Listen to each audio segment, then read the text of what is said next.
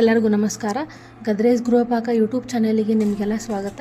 ಇವತ್ತು ನಾ ಮಾಡತ್ತಿರೋ ರೆಸಿಪಿ ಮಾವಿನಕಾಯಿ ಗುಳುಂಬ ಅಂಥೇಳಿ. ಇದನ್ನು ಬೆಲ್ಲ ಹಾಕಿನೂ ಮಾಡ್ಬೋದು, ಇಲ್ಲ ಸಕ್ಕರೆ ಹಾಕಿನೂ ಮಾಡ್ಬೋದು. ಇದನ್ನು ನಾನು ತೋತಾಪುರಿ ಅಂಥೇಳಿ ಕರೀತಾರೆ ನಮ್ಮ ಕಡೆ. ಅದರಿಂದ ನಾವು ಮಾಡ್ಬೋದು. ಕಾಯಿ ಇರಬೇಕಿದೆ. ಇದ್ರೊಳಗೆ ನಾನು 2 ತೋತಾಪುರಿ ಕಾಯಿನ ಯೂಸ್ ಮಾಡ್ಕೊಳತ್ತೀನಿ. ಈ ರೆಸಿಪಿ ಹೆಂಗೆ ಮಾಡೋದು ಅಂಥೇಳಿ ನೋಡೋಣಂತ. ಫಸ್ಟಿಗೆ 2 ಕಾಯಿ ತೊಗೊಂಡೇನೆ ನಾನು. ತೊಗೊಂಡು ಫಸ್ಟಿಗೆ ಏನು ಮಾಡಬೇಕಿದ್ರೆ ಇದ್ರದ್ದು ಸಿಪ್ಪಿ ಏನಿರ್ತದಲ್ಲ ಇದನ್ನು ತೆಗಿಬೇಕು. ಇದು ಸ್ವಲ್ಪ ಕಹಿ ಇರ್ತದಲ್ಲ ಅದ್ರ ಸಂಬಂಧ ಸಿಪ್ಪಿ ತೆಗಿತಾರೆ. ಇದನ್ನು ಭಾಳ ತೆಳ್ಳಗೆ ಸಿಪ್ಪಿ ತೆಗೀರಿ. ಈ ಥರ ನನ್ನ ಕಡೆ ಸಿಪ್ಪಿ ತೆಗೆಯುವಂಥದ್ದನ್ನು ಐತಿ. ಅದನ್ನು ನಾನು ಚಲೋ ತಂಗ ತೆಗಿತೀನಿ. ನೋಡ್ಬೋದು ಈಟ ಪೂರ್ತಿ ಕ್ಲೀನಾಗಿ ತೆಗೆದು ಮೇಲಿನ ತುಂಬಿರ್ತದಲ್ಲ ಅದನ್ನೂ ತೆಗೆದು ಬಿಡ್ರಿ. ಮತ್ತು ಸ್ವಲ್ಪ ದಪ್ಪಂದು ಹೆರಿಗೆ ಮಣಿ ಇರ್ತದಲ್ಲ ಅದರಲ್ಲಿ ಇದನ್ನು 2 ಚಲೋ ತಂಗ ಅದನ್ನು ಹೆರೀರಿ. ನೋಡ್ಬೋದು ಈ ಥರ ಸ್ವಲ್ಪ ದೊಡ್ಡ ದೊಡ್ಡ ಪೀಸ್ ಆದ್ರೆ ಚಲೋ ಬರ್ತೈತಿದ್ದು. ಮ್ಯಾಂಗೋ ಜಾಮ್ ಅಂತಲೂ ಹೇಳ್ತಾರೆ ಇದಕ್ಕೆ.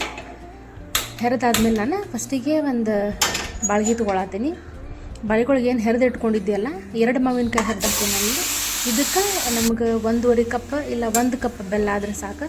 ಜಾಸ್ತಿ ಹುಳಿ ಇತ್ತಂದ್ರೆ 1.5 ಕಪ್ ಹಾಕ್ರಿ. ನೋಡಿರಿ ಈ ಥರ ಸ್ವಲ್ಪ ಒಂಚೂರು ಕಲರ್ ಚೇಂಜ್ ಆದಮೇಲೆ 1 ಚಮಚ ಅಷ್ಟು ತುಪ್ಪ ಹಾಕತ್ತೀನಿ.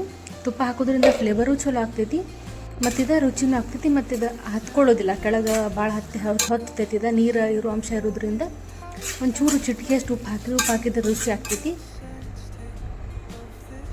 ಬೆಲ್ಲ ನೋಡಿಲ್ಲ ನಾನು ಗಟ್ಟಿ ಬೆಲ್ಲನ ಸಣ್ಣಗೆ ಜಜ್ಜಿ ಇಲ್ಲ ಕಟ್ ಮಾಡಿಕೊಂಡು ಹಿಂಗೆ ಹಾಕ್ಬಹುದು. ಇದೇನಿದು ಬಿಸಿಯಿಂದನೇ ಕರು ಹೋಗ್ತೈತಿ. ಕಲರು ಭಾಳ ರುಚಿ ಬರ್ತೈತಿ. ಬೆಲ್ಲ ಭಾಳ ಕಲರ್ ಚಲೋ ಇತ್ತಂದ್ರೆ ಇದು ಇನ್ನೂ ಭಾಳ ಚಲೋ ಕಲರ್ ಬರ್ತೈತಿ. ನೋಡ್ಬೋದು ಸೇಮ್ ಹಲ್ವಾಗತ್ತೆನ ಕಾಣತೈತಿ. ಇದನ್ನು ಚಪಾತಿ ಜೊತೆ ತಿನ್ಬೋದು, ಭಾಳ ರುಚಿ ಆಗ್ತೈತಿ. ಇದು ಇಲ್ಲಾಂದ್ರೆ ಬ್ರೆಡ್ ಜೊತೆನೂ ತಿನ್ಬೋದು. ಈ ಟೈಪ್ ಇದೆಲ್ಲ ತಳ ಬಿಟ್ಟು ಬರ್ಬೇಕು. ಆವಾಗ ಇದು ರೆಸಿಪಿ ಮುಗಿತೈತಿ. ಇದನ್ನು ಒಂದು 5 ರಿಂದ 10 ನಿಮಿಷ ಪೂರ್ತಿ ತಣ್ಣಗಾಗ್ಬಿಡ್ಬೇಕು. ಆಮೇಲೆ ಒಂದು ಏರ್ ಟೈಟ್ ಕಂಟೈನರ್ನ ಹಾಕಿಡ್ರಿ. ನೀವು ಫ್ರಿಜ್ ಒಳಗೆ ಒಂದು 15 ದಿನ ತನಕ ಇಟ್ಕೊಂಡು ತಿನ್ಬೋದು. ಇದರದ್ದು ಪೂರ್ತಿ ರೆಸಿಪಿ ಡಿಸ್ಕ್ರಿಪ್ಷನ್ ಬಾಕ್ಸ್ನ ನೀವು ಚೆಕ್ ಮಾಡ್ಬೋದು. ವಿಡಿಯೋ ನಿಮಗೆ ಏನಾದರೂ ಇಷ್ಟ ಆಯ್ತಂದ್ರೆ ಲೈಕ್ ಮಾಡಿರಿ, ಶೇರ್ ಮಾಡಿರಿ, ಕಮೆಂಟ್ ಮಾಡಿರಿ. ನಮ್ಮ ಚಾನಲ್ಗೆ ಸಬ್ಸ್ಕ್ರೈಬ್ ಮಾಡಿರಿ. ವಿಡಿಯೋ ನೋಡಿದ್ದಕ್ಕೆ ಧನ್ಯವಾದಗಳು.